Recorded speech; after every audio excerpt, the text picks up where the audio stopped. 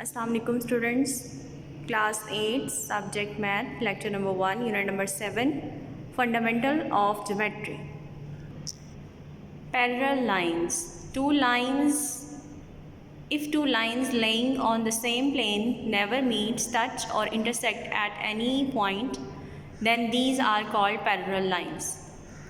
बेटा जब कोई दो लाइंस जो हैं वो एक दूसरे के को ना तो टच करें, ना मीट करें, ना इंटरसेक्ट करें, यानी कहीं पे मिले नहीं, जाके बिल्कुल सीधी चलती रहें, तो वो दोनों लाइंस पैरेलल लाइंस कहलाती हैं। Parallel lines are always the same distance apart. कहते हैं कि दोनों पैरेलल लाइंस की प्रॉपर्टी है ये कि दोनों पैरेलल लाइंस जो हैं वो हमेशा सेम डिस्टेंस रखती हैं, उनकी लेंथ भी सेम होती है और उन दोनों के दरमियान में फासला भी बराबर होता है। There are some properties of a parallel lines. First property is two lines which are parallel to the same given line are parallel to each other.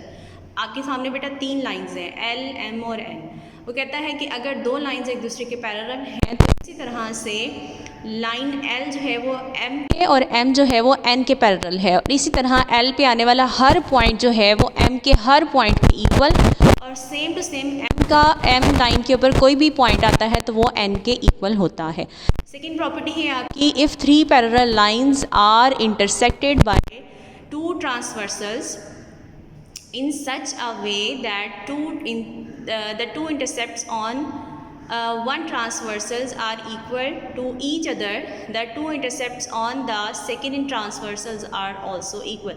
अच्छा बेटा, अब वो कहता है थ्री लाइंस आपकी पैरेलल हैं, जैसे हम फर्स्ट प्रॉपर्टी सेकंड प्रॉपर्टी में पढ़ के आए हैं। फर्स्ट प्रॉपर्टी में हमने पढ़ा है कि थ्री लाइंस जो हैं वो एक दूसरे के इक्वल हैं, तो इसी तरह से हमने कहा तीन पैरेलल लाइंस को अगर कोई एक ट्रांसवर्सल इंटरसेक्ट करता है, तो अब यहाँ पे दो ट्रांसवर्सल्स इंटरसेक्ट कर रहे हैं। थ्री पैरेलल लाइंस हैं आपके पास P, Q, R, S, और आपके ट्रांसवर्सल्स हैं L और M। ट्रांसवर्सल वो होता है जो ऊपर से लाइन अमूदी गिरती है, यानी कि अमूदी आपके पास वर्टिकली एक लाइन जो है वो थ्री पैरेलल लाइंस को कट कर रही है, इंटरसेक्ट कर रही है, एंगल्स बन रहे हैं आपके पास, तो या कोई पॉइंट्स मिल रहे हैं, तो उनको हम ट्रांसवर्सल लाइंस बोलते हैं।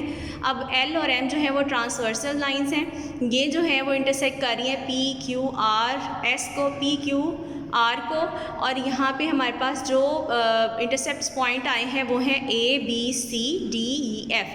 अब इस प्रॉपर्टी के अकॉर्डिंग कहता है कि अगर तीन लाइंस हैं आपके पास और वो दो इंटरसेप्ट से जो है वो इंटरसेक्ट हो रही हैं, तो यहाँ पे हमें तीन पॉइंट मिलेंगे, 6 पॉइंट मिलेंगे A, B, C, D, E, F।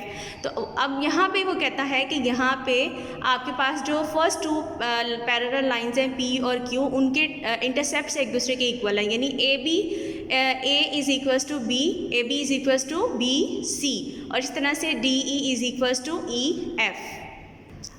A line through the midpoint of the side of a triangle parallel to an other side bisect the third side.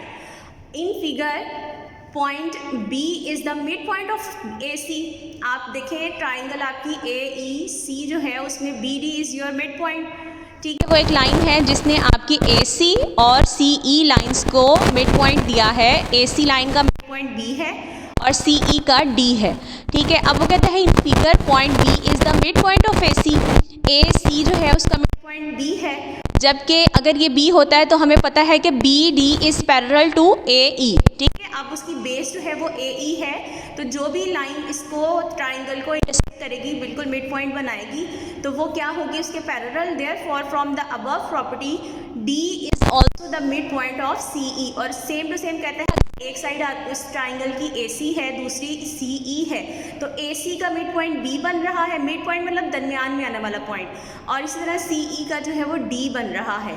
तो यहाँ से हमें क्या प्रॉपर्टी मिलती है, वो कहता है measurement AB is equals to measurement BC and BD is parallel to AE। अब इसी तरह से हम कह सकते हैं कि अगर एक साइड की जो मिड पॉइंट है दोनों के इंटरसेप्ट एक दूसरे के इक्वल हैं, तो सेम टू सेम इस साइड के CE साइड के भी इंटरसेप्ट एक दूसरे के इक्वल होंगे, जो मेजरमेंट CD जो है वो इक्वल होगा मेजरमेंट DE के। Special angles formed when a transversal intersects through parallel lines. जब कोई दो लाइंस एक दूसरे को इंटरसेक्ट करती हैं तो उनसे बनने वाले एंगल्स कौन कौन से होते हैं, वो है सबसे पहले vertically opposite angles, corresponding angles, alternate interior angles and interior angles. First of all we have to Discuss about the vertically opposite angles. Vertically opposite angles are formed when two straight lines intersect. जब कोई दो straight lines एक दूसरे को intersect करती हैं तो हमारे पास वर्टिकली ऑपोजिट एंगल्स बनते हैं. The two angles are directly opposite with each other through the vertex. What is the vertex? Vertex वो पॉइंट होता है जहाँ पे ये दोनों लाइंस एक दूसरे को इंटरसेक्ट करती हैं. जैसे कि यहाँ पे वर्टेक्स है O, तो हमारे पास वर्टेक्स पे चार एंगल्स बनेंगे जिसमें दो एंगल्स जो है पेयर ऑफ एंगल्स जो है वो ऑपोजिट एंगल्स के होंगे हमारे पास. ठीक हो गया. As above mentioned, measurement angle 1 is equals to measurement angle 3 and measurement angle 2 is equals to measurement angle 4. They are vertically opposite. The second one is corresponding angles. Corresponding angles are formed when transversal L intersects the two parallel lines M and N and both angles are at the same position. देखिए बेटा हमारे पास दो parallel lines हैं M और N और L जो है वो उनको इंटरसेक्ट कर रहा है. अब देखिए लाइन M पे भी हमें चार एंगल्स मिले हैं और लाइन M पे भी हमें 4 एंगल्स मिले हैं. अब देखिए जो लाइन L और M है यहाँ पे मेजरमेंट एंगल 1 जो है वो मेजरमेंट एंगल 4 के इक्वल होगा और ये हमारा कॉरेस्पॉन्डिंग एंगल होगा. ये हमारे एंगल्स वो होते हैं बेटा जो सेम पोजीशन पे हो, सेम साइड पर हो. तो ये आपके पास measurement angle 1 is equals to measurement angle 5. This belongs to corresponding angle. 4 is equals to 8, 2 is equals to 6 and 3 is equals to 7. These are the pair of corresponding angles. The third one is alternate interior angles. These angles are formed when transversal L intersect two parallel lines X and Y. Then angles between two parallel lines and an on opposite side. हमारे पास कोई सी दो parallel lines हैं L, X और Y. वहाँ पे transversal जो है वो उनको इंटरसेक्ट करते हुए 8 एंगल्स बना रहा है A, B, C, D, E, F, G, H. अच्छा अब देखिए बेटा मेजरमेंट एंगल B जो है वो इक्वल होगा मेजरमेंट एंगल F के and measurement angle C is equals to measurement angle G. B is equals to F. ये ऑल्टरनेट इंटीरियर एंगल है. इंटीरियर का मतलब होता है दो लाइंस के दरमियान में बनने वाले एंगल्स. ठीक हो गया. और ऑल्टरनेट का मतलब होता है ऑपोजिट. ठीक है बेटा. अब हमने ये देखना है कि हमारी इस ट्रांसवर्सल लाइन और दो पैरेलल लाइंस के दरमियान में बनने वाले एंगल्स कौन से हैं. ठीक है. उनके सेंटर में बनने वाले एंगल्स हैं B, C और G, F. ठीक है.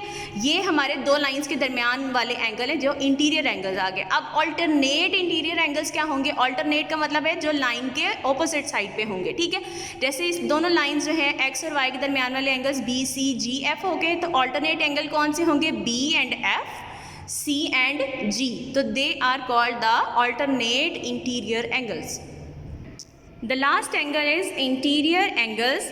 Consider the pair of angles marked angle 1, 3, 2 and 4 in which both the angles in a pair are on the same side of the transversal and between the two parallel lines. These lines are called the interior angles. Beta, this is our angle. हमारे पास कोई सी दो transversal lines हैं, उस पर कोई parallel lines है और एक ट्रांसवर्सल है. अब यहाँ पे हमारे पास चार एंगल हैं जो हमारी इन दो पैरेलल लाइंस के दरमियान में बन रहे हैं. ये हम इंटीरियर एंगल का पढ़ रहे हैं. इंटीरियर और ऑल्टरनेट इंटीरियर एंगल में ये डिफरेंस है कि आपके पास जो सेम पोजीशन सेम साइड पे एंगल्स होंगे दो लाइंस के दरमियान वो आपके इंटीरियर एंगल्स होंगे और जो एक दूसरे के ऑपोजिट आएंगे दो लाइंस के दरमियान वो ऑल्टरनेट इंटीरियर होंगे. अब हम यहाँ पे पढ़ रहे हैं इंटीरियर एंगल्स का. तो यहाँ पे हमारे पास पेयर ऑफ इंटीरियर एंगल्स आएगा. Measurement angle 1 is equals to measurement angle 3 and measurement angle 2 is equals to measurement angle 4. These are called the interior angles because ये हमारी दो पैरेलल लाइंस के दरमियान में बन रहे हैं बाय अ ट्रांसवर्सल.